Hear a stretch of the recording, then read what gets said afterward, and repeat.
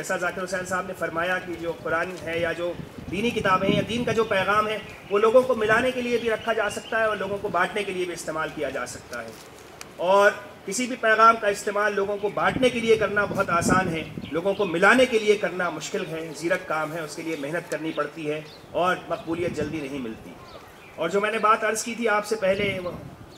بریانی اور ڈکار والی، اس کا سلسلہ میں تھوڑا آگے بڑھا دیتا ہوں. وَبَطَنَتْ دُنْيَاكَ تو ملفوظات میں آیا ہے، حضرت نظام الدین اولیاء نے کہا ہے، اس میں بیان کیا ہے کہ شیطان کہتا ہے کہ جب میں کسی بھرے پیٹ آدمی کو نماز پڑھتے دیکھتا ہوں، کسی بھرے پیٹ والے آدمی کو نماز پڑھتے دیکھتا ہوں تو میرا دل کرتا ہے جا کے اس کو گلے لگا دوں، اور جب میں کسی بھوکے آدمی کو سوتے ہوئے دیکھتا ہوں تو میں اس سے بہت دور بھاگتا ہوں. تو حاضرین مجھے کہنے کی اجازت دیجیے، سمجھ سکتے نہیں اس راز کو اقبال و مودودی، سمجھ سکتے نہیں اس راز کو اقبال و مودودی، یہ بات جو ملفوظات میں حضرت نظام الدین اولیاء نے کہی ہے. تو جیسا میں نے عرض کیا کہ مولانا صاحب بچپن سے ہی بہت زیادہ پریکوشس تھے. 11 برس کی عمر میں انہوں نے جو ہے وہ درس نظامی ختم کر لیا تھا. اسی زمانے سے انہوں نے اخباروں میں لکھنا شروع کیا تھا، ادارت سنبھال لی تھی، ہندوستان کے چوٹی کے مدیروں میں ان کا، ایڈیٹرز میں ان کا نام شامل ہونے لگا تھا، اور وہ ہندوستان میں جگہ جگہ گھوم کے تقریریں کرتے تھے. اس زمانے میں ہندوستان میں 2 بڑی جگہوں پہ 1899 1900 کی میں بات کر رہا ہوں، نارتھ انڈیا میں اسپیشلی مسلم کلچرل فیلڈ میں 2 جگہ بہت مشہور تھیں، انجمن حمایت اسلام لاہور میں اور علی گڑھ کی ایجوکیشنل کانفرنس. اور وہاں لوگ جوک در جوک جاتے تھے اور جو وہاں پہ کامیاب ہوتا تھا اسے بہت جلد ہی شہرت مل جاتی تھی. انجمن حمایت اسلام کے جلسے سے ہی اقبال کو وہ پہلی شہرت ملی جو پھر 4 عالم میں دانگ بن کے گونجی. تو مولانا اس زمانے میں جب نوجوان تھے اور لسان الصدق وغیرہ کی ادارت کر رہے تھے تو علامہ شبلی سے ان کی ملاقات ہوئی، جو بڑے موقر، بڑے معمر، ہمارے قوم کے بڑے برگزیدہ شخصیت تھے. تو بمبئی میں جب علامہ شبلی مولانا سے ملے اور بڑی دیر تک گفتگو ہوتی رہی تو آخر میں پھر شبلی نے کہا تو وہ مولانا ابوالکلام جو لکھتے ہیں وہ شاید آپ کے والد ہیں.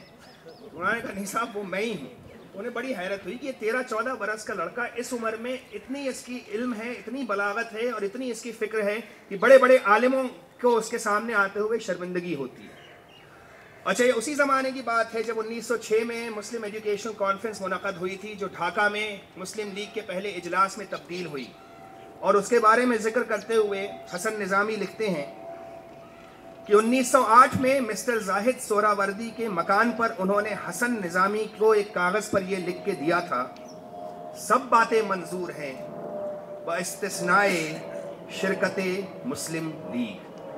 یہ مسلم لیگ جب قیام ہوئی تھی تب مولانا نے یہ کہہ دیا تھا. گویا 34 برس پہلے بھی وہ مسلم لیگ سے اتنے ہی بیزار تھے جتنے آج کل ہیں. تو مولانا نے شروع سے ہی اس بات کو سمجھ لیا. جب انہوں نے پہلی جب سیاست سے روبرو وہ اس وجہ سے ہوئے تھے جب وہ مصر میں گئے اور مصر میں المنار انہوں نے دیکھا اور جمال الدین افغانی اور محمد عبدو جس طرح کا ایک نیا پیغام مسلمانوں کے لیے لے کے آئے تھے، اس سے جب وہ شناسا ہوئے تو وہاں سے لوٹ کے پھر انہوں نے اپنی جو زندگی کا موقف تھا اور جو ان کے سوچنے کا نظریہ تھا اس کو بدل دیا.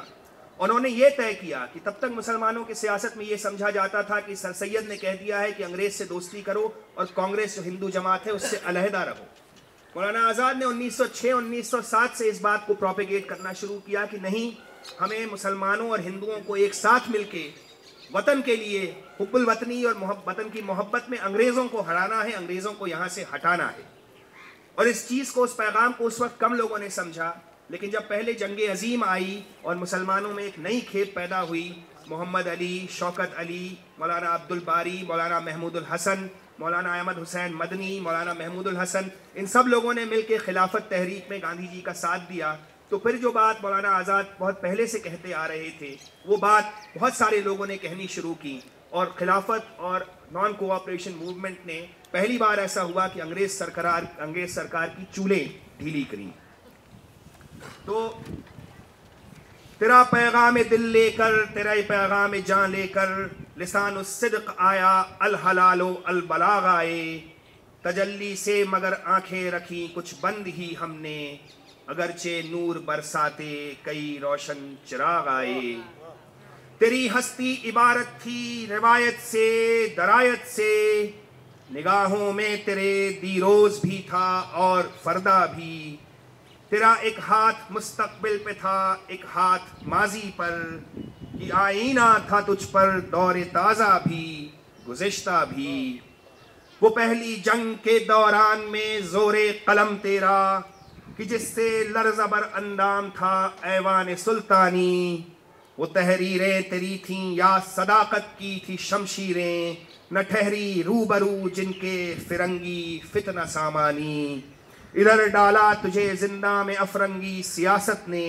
ادھر تیرے قلم کی نوک پر وہ تذکرہ آیا جسے اس دور میں تحریک کا ایک معجزہ کہیے، ادب نے بھی سیاست نے بھی جس سے مرتبہ پایا،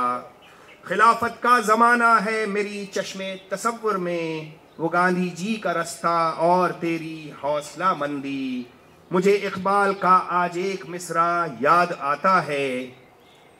کہ فطرت خود بخود کرتی ہے لالے کی حنا بندی،